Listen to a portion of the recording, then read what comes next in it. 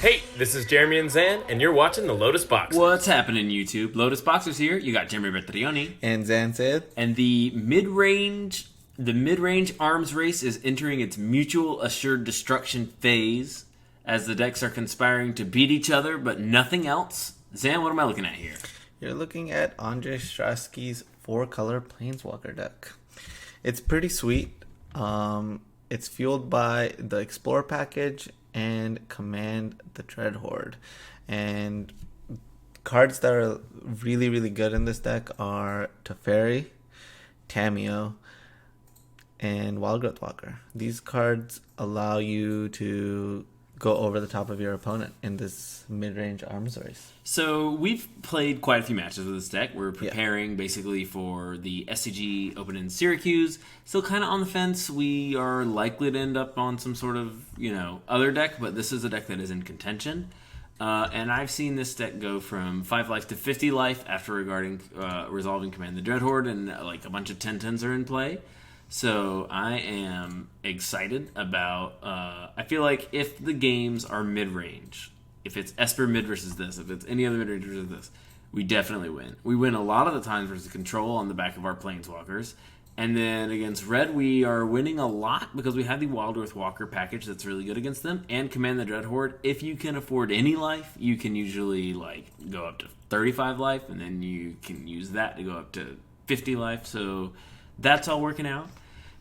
So good matchups across the board. What does this deck lose to the most often? Itself. Yeah. Its mana base is as perfect as we can make it, but not perfect enough. Interplanar Beacon does a lot of work by gaining us life, fixing the mana for cards like Teferi, because you can make blue-white, but not enough for cards like Narset, which are in the sideboard, but are necessary. Mm-hmm. Moving on to the sideboard, though. Okay, let's talk about the sideboard. We got some Duresses. We got some Elder spells because, the Planeswalker wars that are going on. But something really cool about the Elder spell is oftentimes games play out where you ultimate a Teferi, ultimate a Vraska, and that's fueled by this clause in Elder spell. Put 2 loyalty counters on it for each Planeswalker destroyed that way. And you can even destroy your own Planeswalkers with Whoa. it. So it's pretty freaking sweet.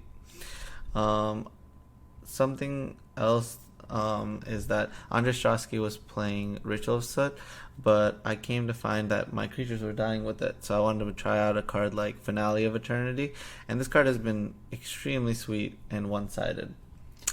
Really good against the red deck and the white deck. I have cast it a few times in Limited. One every game that I cast it. Why don't you just click on it? Zan, why don't you just click on sideboard? Sideboard. Boom.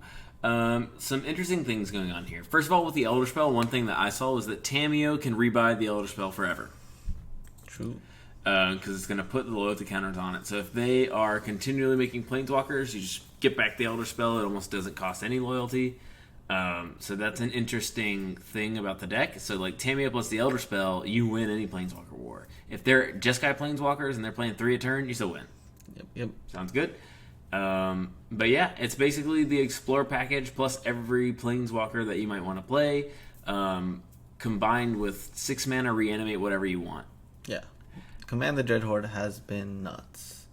But it has its downside. If you're on the back foot, it can be difficult to catch back up. But having Wildgrowth Walker in your graveyard plus some Explore creatures, bring them back and then set yourself up for another turn. Let's put them in a match, put them in a coffin. I think we're ready to jump into a game. I do too.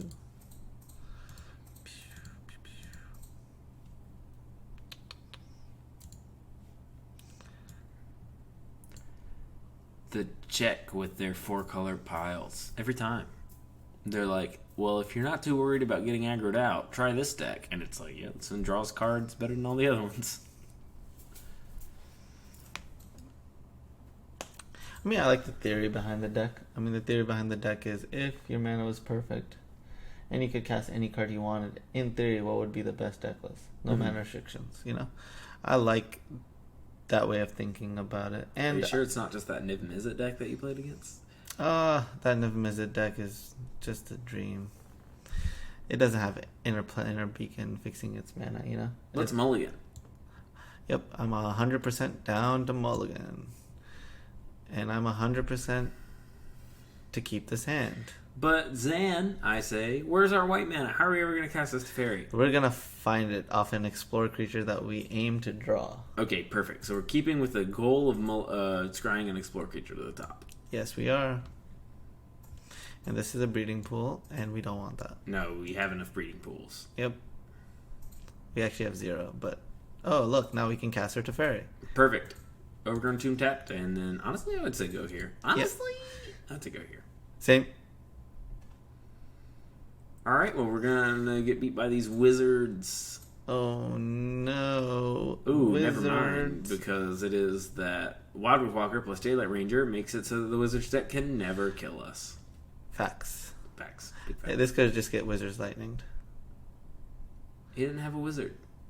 This is a wizard. Whoa. Whoa. Nice. Double Now if wizard. they don't have a land, they can't play. Oh, they still can't play the no. retort. No, this is good. I was worried about Wizard's retort. No, I'm not. Nice. Yeah, just go for the Daylight here. I don't feel like they have anything. I feel like if they had interaction, they would have just killed it.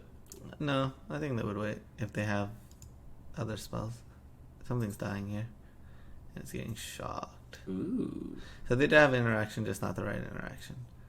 Yep, we'll keep another Jade Light on top. Seems good. So you might ask, what's the difference between this and Sultai? In this game, there's not... It was just the exact same thing. I like the Harpooners. Ooh, Harpooner is great. Finale. Finale seems good. Cast down? Yeah. Yep. But, okay, so we're bringing in a lot of good stuff. I don't know about duress. Yeah, I guess they're all spells. Yeah, I'm down for some duress. Okay, so we're bringing in a lot of stuff. Mm-hmm. Obviously, the question on everybody's mind, what do we take out? Unfortunately, we're taking out Command the Dreadhorde. Yeah. Because it costs a lot, and this deck is... these type of decks are well known to play cards like Spell Pierce, and getting a Command the Dreadhorde Spell Pierce would be a nightmare. No bueno. Buy Ugin, buy Commands, buy Teferi, buy Tamiyo. And I think I'm in the market for a card like Narset. Narset. Oh, prevents them from drawing so many cards. Yeah, it would be a good card to answer a card like Charter Course. Yeah. Curious Obsession. Okay. So those seem like enough targets for us to be like, yeah, one Narset seems pretty decent. All right. Well, let's click done. All right, let's click done. So we're sort of shaving our top end, but we still have a lot of top end relative to other decks. Yeah. Because the Explore package is almost just good enough on its own. We just saw it win game 1. We could have actually brought in another Narset for a land because we are on the draw. I'm a big proponent of when you lower your curve this much, I would love to cut a land. We have 26 lands. Let's go to 25. Okay. Yep. Because more lands doesn't actually fix your mana. Yeah, that's probably something that more people could learn to do is shave or add a land on sideboard. Facts. Ooh. Temple Guard tap go. Yep. Temple Garden allows us to cast the Isolated Chapel, but the Breeding Pool does not. Right.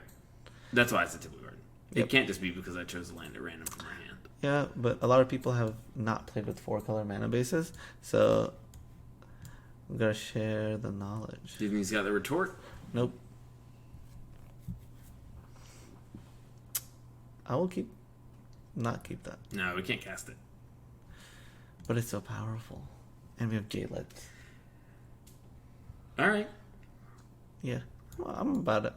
I guess it's not the worst. We have our next couple of turns kind of figured out. Yeah. We might just cast Merfolk until he dies. Yep. I'm on board with that. Ooh, it's time for Adeliz the Cinderwind. Whoo. I knew it. What are your thoughts on playing this, bouncing it, attacking for 3? We're going to lose our Teferi. Yeah. But in this matchup, Teferi is kind of a tempo play. Or do you want to just jam Jade Lights and hope that we hit a black source? I want to jam Jade Lights and hope we hit a black source. Okay. Boom. And we hit 2 lands. That's a dream. And a black source that's untapped. Surprised we didn't have to go to discard. Nice. All right, let's see if we win. Or we make it through the turn, rather. This card hits hard. Yeah, Adeliz is a little crazy. Oh my god, I love this card. It's good. There's a high chance we get Spell Pierce on this turn. Yeah, for that reason, I want to kind of cast down his Arcanist, sort of see if that resolves. And then that informs like the rest of our turn. Yeah, let's see what happens. There's a pause. Oh wow, he didn't even use his Siren. That makes me think there's definitely something going on. Something fishy. So hopefully we don't die this turn, but it might have been, the fact might have been that we had to fire off the finale. Oh wow, we didn't die. Because we were like dead to 2 spells. Mm-hmm. Any 2 spells. Opt.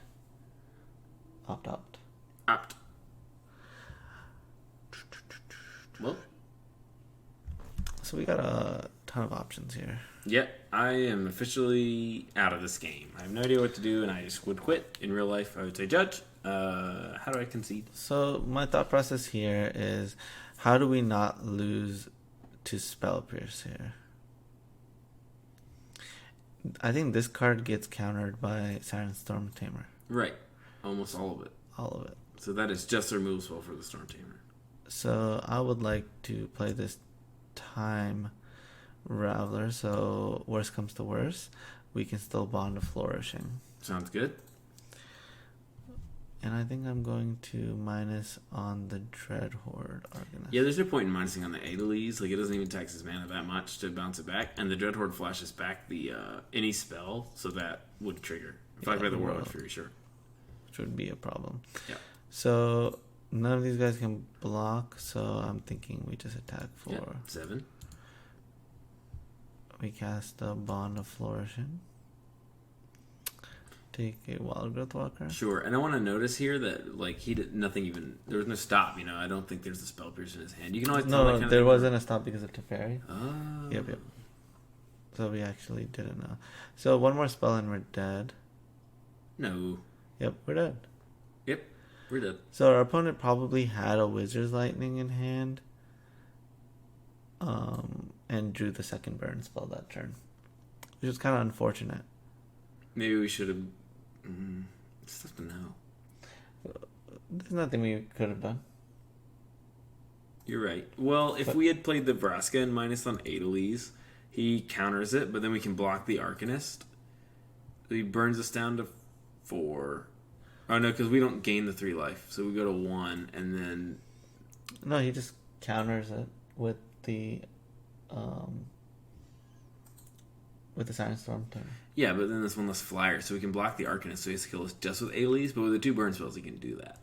Yeah, we would have just died. Yep. So basically what would have happened is he would have attacked.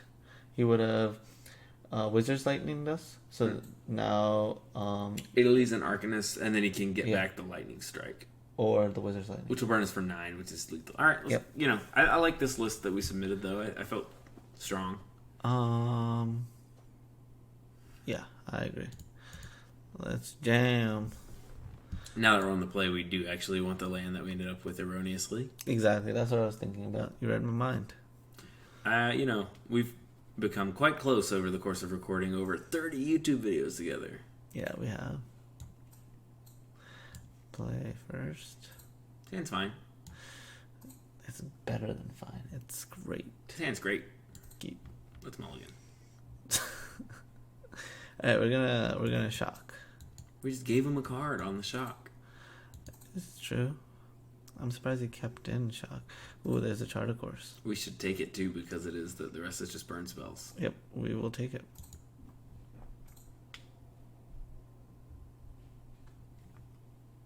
Warlord's Fury. Wow, that's a good draw. Let's time to kill it. Knock it out. Goodbye. Goodbye. Because we would hate for him to have drawn chart just now, and we attack, and he attacks, and we kill it, and then for sure. Yeah, he gets I ready. 100%. We have to just kill it right there. 100% agree with you, Jeremy. Ooh, that was a great draw. Sorcery speed, please. He gets the nope. You can't really burn it out over the course of 2 turns. He gets Spell Pierce. I mean, at the worst, it's gain 2 life. Get Spell Pierce. No Spell Pierce. We're in really great shape. Yep, we're in good spot. Right, this turn, them going... Ooh, that's annoying. Teferi loves this, though. Just bounce it. Yep, See if we can get our Vraska in play. And we got a Vraska in play. Sure. And we're up to 22. And our planar beacon coming in clutch. I like it. I take up Vraska. I don't really do anything here. Yep. Threaten that ultimate. I dare you to play the Dreadhorde Arcanist again. He will not survive. Ooh, that's a really good draw. It's good for him because it gets to kill one of our planeswalkers. Yep. Love it. And now Wizard's Lightning is turned on. So I would actually minus the I would go for the Wild Walker Grade J-Light Ranger play, but after I minus the Vraska on the Pyromancer so that he has to Wizard's Lightning or Vraska. You think that's worth losing? Yeah, because how's he going to beat the Wildgrowth Walker after we've explored twice? He has enough burn to deal with it. It's just a strike and a shock away. But then we have the Jade Light. Finale in hand. I mean, we can play the Wild Growth and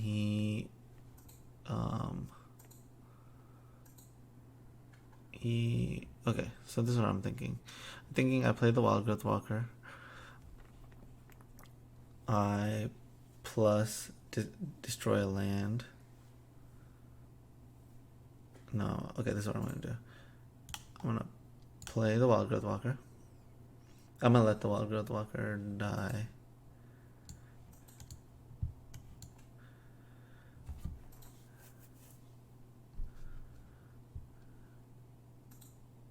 Because that is, I want him to run out the Arcanist. Mm-hmm. I will leave that on... In the graveyard. Yeah, I'll go to the graveyard. Because I really want to hit a land. Graveyard again. Plus... Don't sacrifice anything. Because we need our 3 lands. When he plays the Arcanist, then we can do this.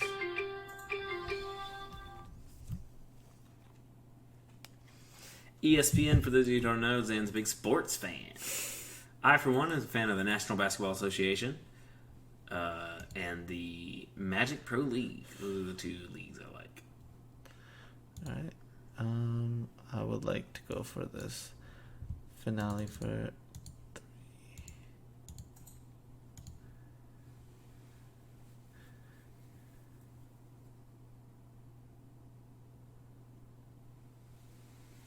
Nice, it resolved. Nice, it resolved. Jinx. You're a little behind me today, Zan. I think I'm a little... I guess I woke up a little earlier than you. I've already had my coffee.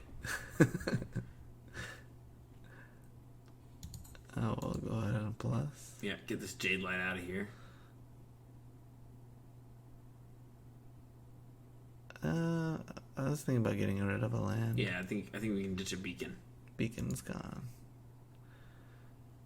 Nice. Okay, but not 2 beacons, for obvious reasons. Yep, Teferi.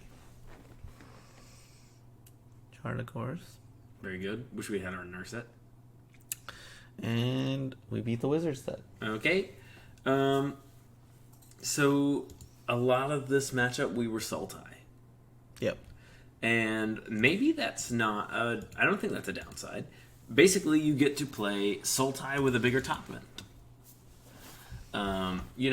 Sultai, but you go Ugin instead of something like a Crisis, and command the Dreadhorde to gain 50 and just go over the top. So basically, Sultai with a little bit of Bolus's Citadel at the end. Yeah, if you're a fan of Rally the Ancestors, this deck is that, except for it can't be hated up by Graveyard Hate, basically. Because it's attacking both graveyards.